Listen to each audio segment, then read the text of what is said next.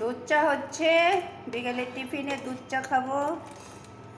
দুধ চার সাথে মুড়ি মেখে নিয়েছি, কাঁচা লঙ্কা, পেঁয়াজ, সরিষার তেল দিয়ে মুড়ি মেখে নিয়েছি, সাথে হবে দুধ চা। ঢাকা শহরে আছি,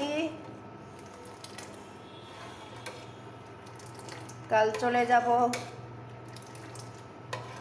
বাসায়।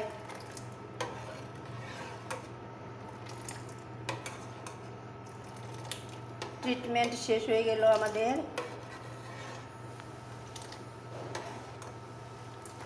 ট্রিটমেন্টের জন্য এসেছিলাম, আজকে শেষ হলো, কাল চলে যাব।